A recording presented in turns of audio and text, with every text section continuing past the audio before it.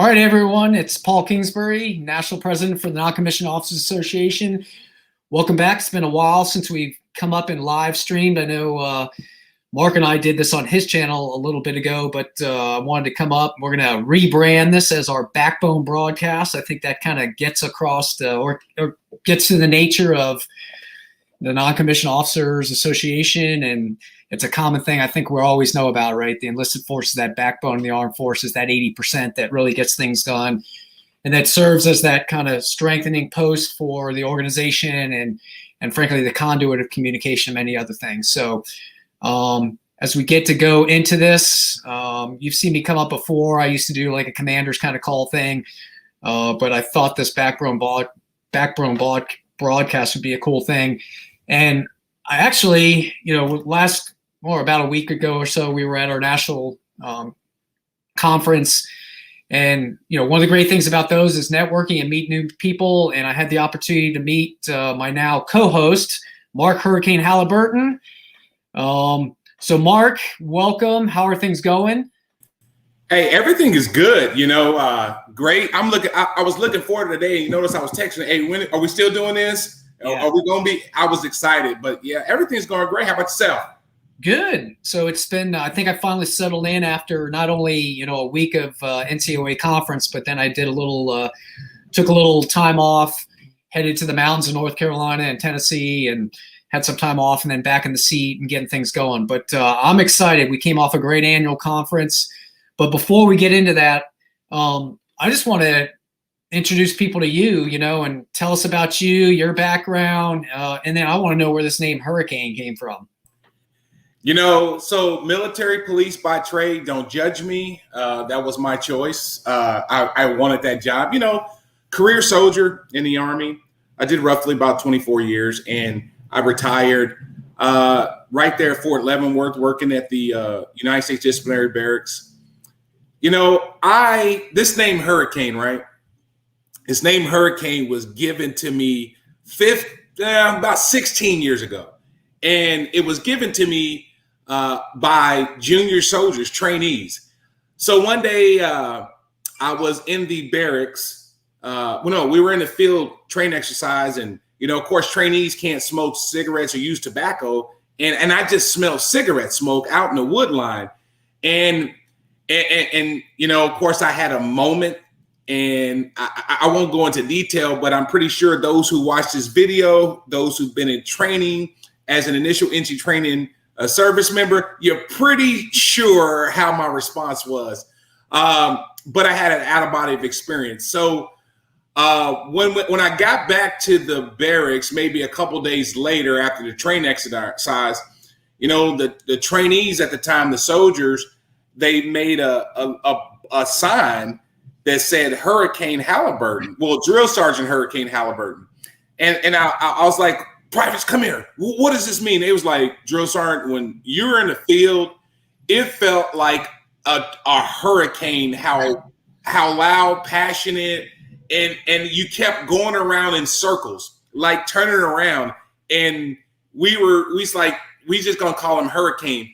And because I always spoke with passion and energy and force, and so the name stuck. And so my battle buddies, some of the other drill sergeants, kept calling me Hurricane. And next thing you know, everywhere I went, people identified me as Hurricane Halliburton, and it stuck. You have stuck since 2005. Awesome. So we met again at the conference. Had some drinks together, exchanged some ideas, and I kind of immediately, said, man, this is a great person I think that could help facilitate some great dialogue. And we talked about this concept of, I know you've been live streaming, you've got several of your own channels and things like that. So it's always great to have, frankly, different perspectives and experience in doing this. So I'm excited, as we continue to develop this and have these conversations. I think it's pretty cool. But let's get into our annual conference. You were there. I know you were working, not necessarily attending. I think we made you a member, or we got you to become a member at that point. But man, there was a lot of energy there. A lot of people attended, even after a post-COVID environment. I think with members that were there, vendors, sponsors, and others, former service senior enlisted and other people, I think we had 250 250 to 300 people attend, so that was good. We did it in San Antonio at the Hilton down there by the airport. What a great opportunity to meet people, make connections. We got to see the senior enlisted leader panel with senior enlisted advisor, the chairman of the Joint Chiefs, Colin Lopez, CZ. MCPON was on there. Sergeant Major Troy Black was on there. A lot of great perspectives. I met great sponsors like you on the exhibit floor. Had great conversation. We did our annual business meeting. We had our new board members. We've welcomed some new board members since then. We held a banquet for our Vanguard Award winners, right? And they got an opportunity, but we also rewarded several of our NCOA members, our chapters, our auxiliary. So that was cool to meet and greet them as well. So from your perspective, I think this is probably the first time you've been to NCOA conference. What were your takeaways? What did you like? And kind of what were your highlights? As a former senior non-commissioned officer, I was excited. I actually volunteered to be one of the reps from my organization to head down there. I didn't know what to expect. I knew I was to be surrounded by former, current senior non-commissioned officers, and the ideology of servant leadership will be in the air. So to me, I was open, and my initial impressions were great. Now, we've all heard about historically, how different associations and how their past sometimes predict their future, but what I seen was a bunch of humble, committed members of an association and proud to be enlisted or former enlisted service members. That's what I seen. And I think that the enlisted force and population was ultimately on display and branded effectively. That was my takeaway. And so as I walked around and made my rounds and spoke to people who've been members for 20, 30 years and just talking about how excited they were, I said, you know what? I'm in the right place. And that was my takeaway. But also establishing a future of where we are now. Our Army, Navy, Marine Corps, Coast Guard, Air Force is changing, and the way we leverage and communicate with our service members is changing. The way we connect is changing. And I think that's where we kind of touch based on our potential podcast of moving forward and being relevant as in senior non-commissioned officers. So that was my takeaway. Okay, awesome. Yeah, so it was cool to, like I said, this was we didn't do one last year, and I was the president. I took over as president about a little over a year ago. So because of COVID, we didn't do one. I had been to an NCOA conference back in 2016 or so, but I was on the other side of the SEL panel, and that was my first introduction. And I was like, okay, what's this thing all about? Because there's a lot of those organizations out there, right? And unfortunately, I look back on active duty, and I just didn't, number one, I wasn't interested, I guess I would say, because no one came from those organizations to talk to me and explain the value add. So what do you see the value add of these organizations, and not just these, right? Any of those, right? It could be the Association of the United States Army. It could be, like I work at, the U.S. Naval Institute. What do you see the value add is for that active duty enlisted professional to be involved in not just perhaps one, but several of these organizations? Flattening communications, to put it simply, being able to be at organizations like that, seemingly, you've been at the strategic level at the highest levels, and you understand how long it takes for one message to work its way down to the force. And as you moved around the fleet, you noticed that directly engaging service members, the message you can kind of get a sense on where the message was. And I think that's where some of these associations do. They flatten communications and enable the service member, or in this case, the non-commissioned officers, to understand what's at stake, what's important, what's happening at the strategic level, and how the tactical level is being informed through the use of this organization. To me, I think it's a great idea and a great initiative. And comparatively, we like to compare, well, this organization is better than this association, and this fits. I think there's, with 1.3 service member currently serving right now, I think there's enough I think one association is not enough. Yeah. And we have to have multiple to actually meet the needs and demands of our fighting force. And that's why I believe that's the importance of this association. Okay. Yeah. So Barry Hardison says hello from North Carolina. So, hey, Barry, thanks for joining us. So yeah, that was one of my takeaways was like, and then I got, and I'll talk a little bit about our Vanguard winners, but this opportunity to talk about flattening communications, right? So we hosted several different panels. That senior enlisted leader panel was one of them. I see great opportunity to host even more of those, right? To get some decision and policy makers in there. But we connect the end user, right? That active duty service member or veteran or retiree, what have you, to the policy decision maker or the advisor, right? So that was pretty cool. We had a rep from the Defense Health Agency. That one resonated with me. I don't know if you were in there, but clearly changes to military healthcare and kind of how people perceive or see actual threats or barriers and obstacles. Man, he was apologizing a lot, right? And he did, and it was a no holds bar, and he got it from every angle: civilian, active duty. Because at the end of the day, soldiers want the truth, airmen want the truth, Marines say they want the truth. They don't want some answer that doesn't really they want the truth. And yeah. And so that's one of the things when you think about, like I talked to not just current members, but some of the new ones and some of our Vanguard folks.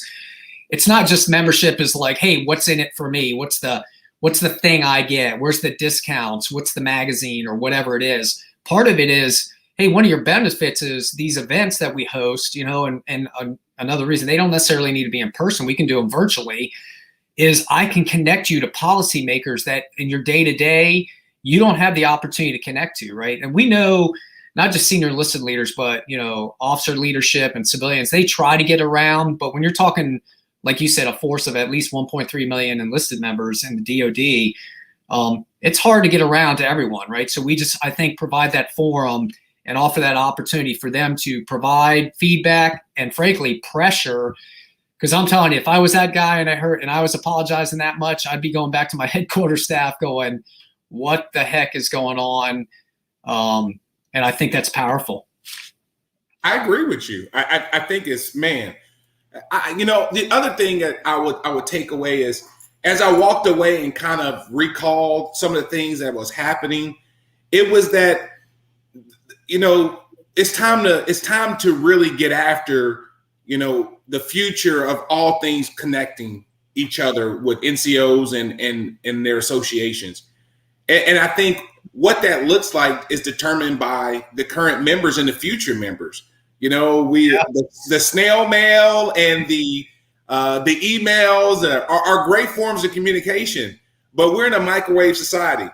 Yeah. And, where TikTok and 30-second snippets of what's going on is currently how our soldiers and sailors, airmen, and Marines are communicating.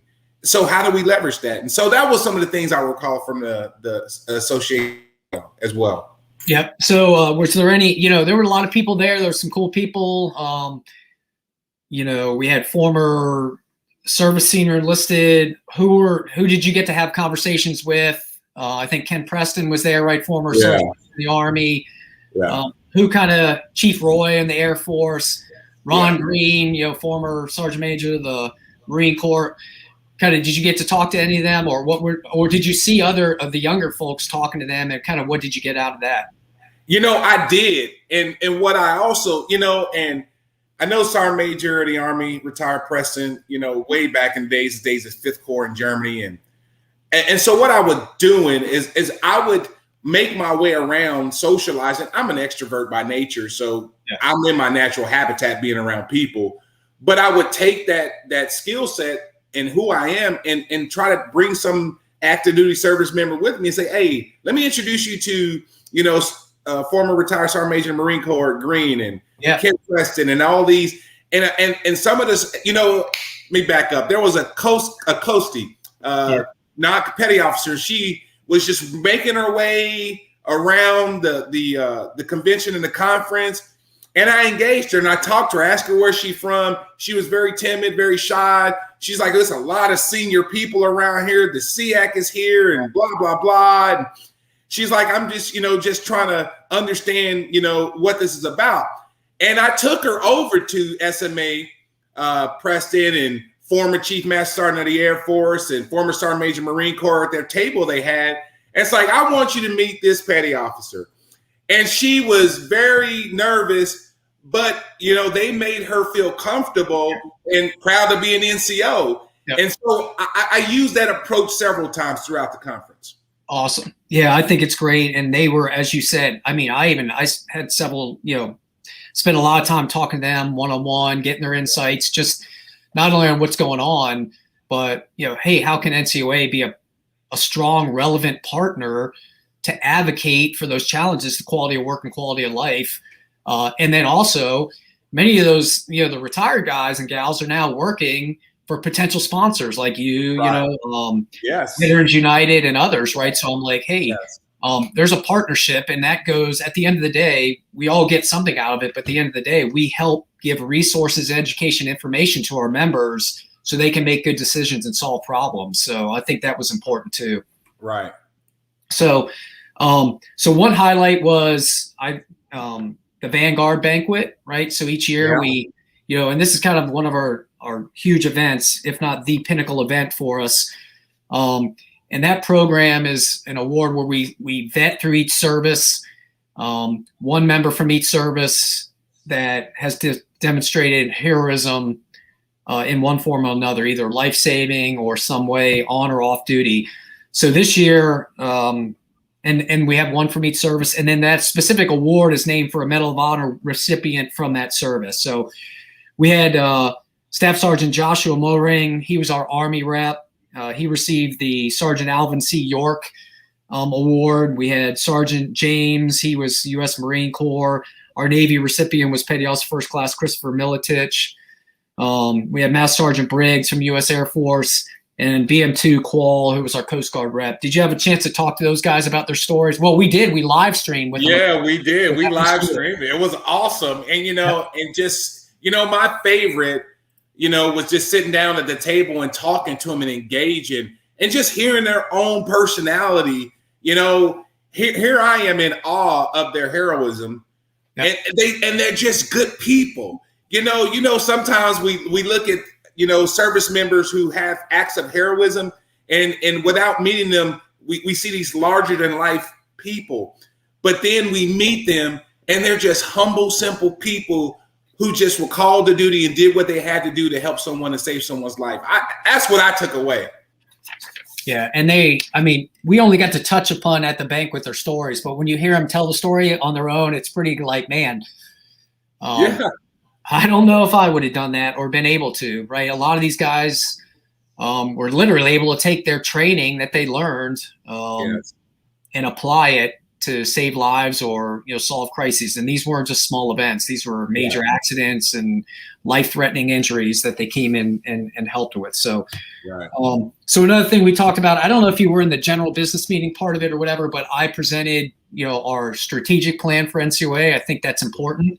Right. I think it's important to be internally organized and have a kind of vision and direction and have some lines of effort we want to walk towards. I highlighted those for our membership.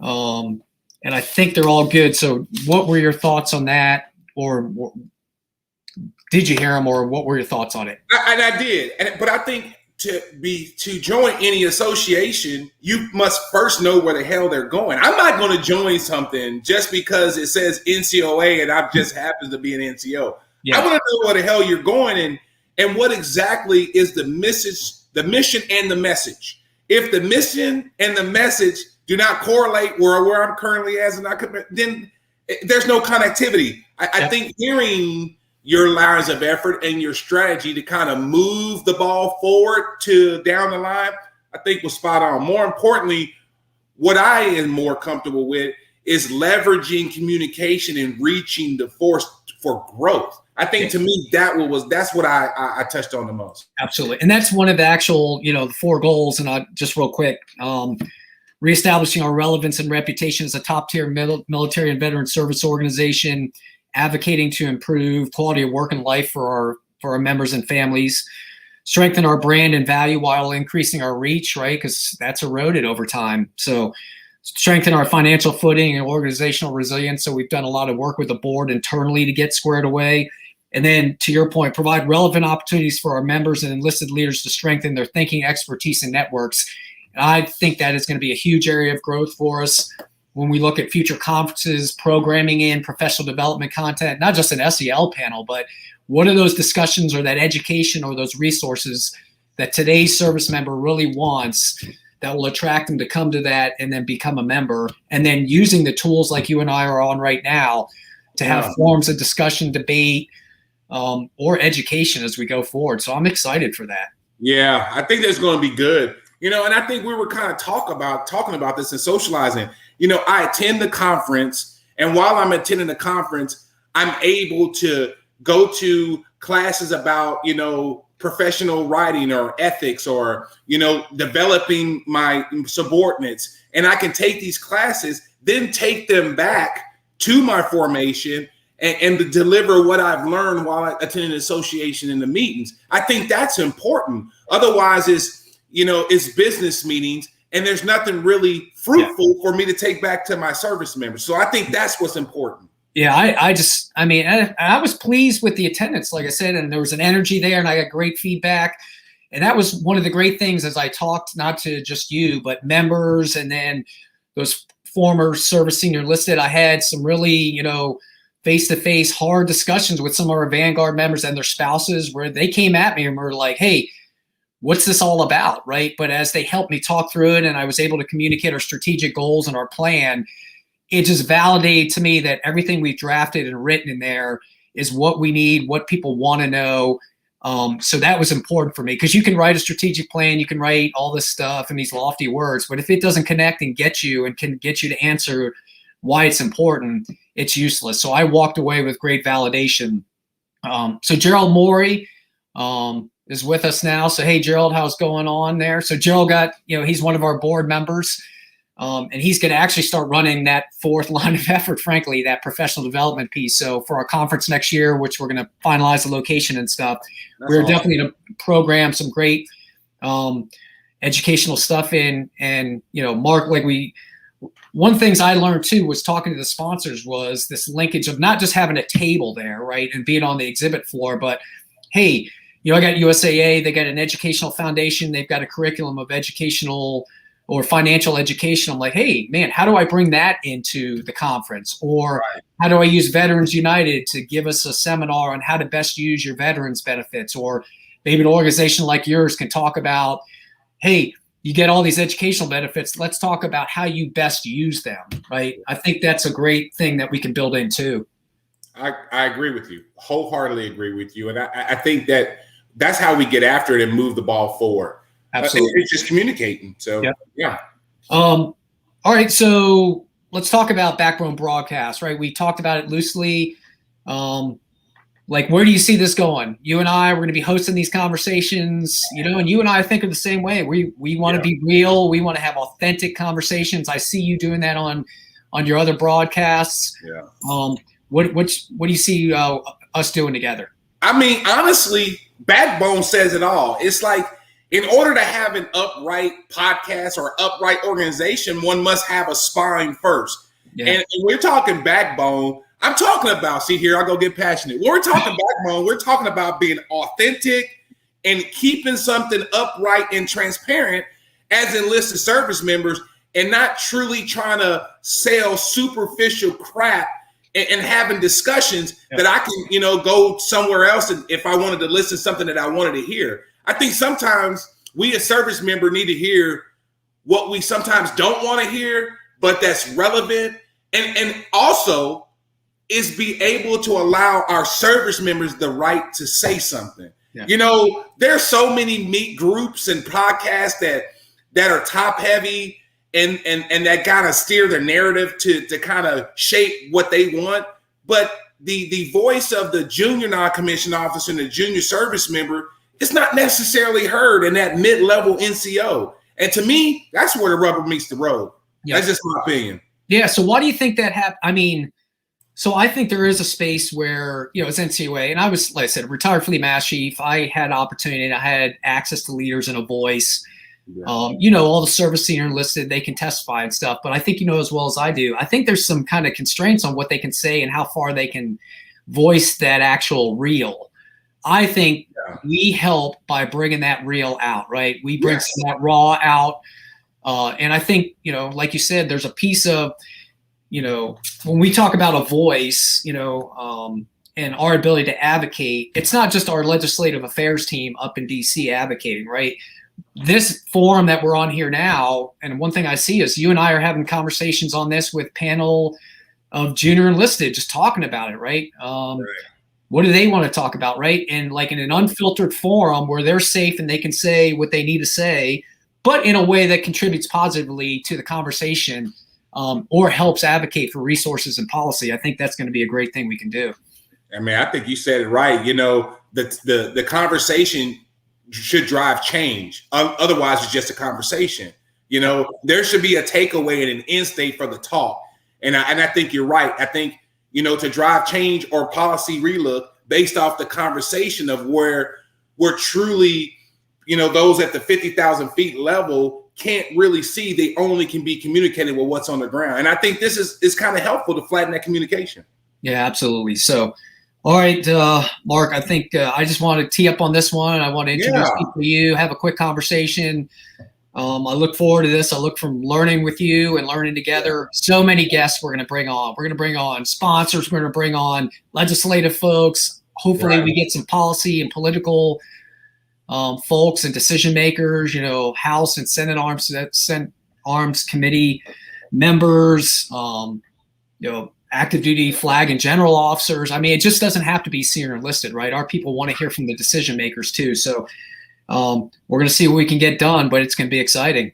Absolutely. And I think that's great, and so I am excited, and I appreciate you even offering this opportunity. Thank you so much. Yeah. And thanks. Thank you for joining us, and thank you for giving your time.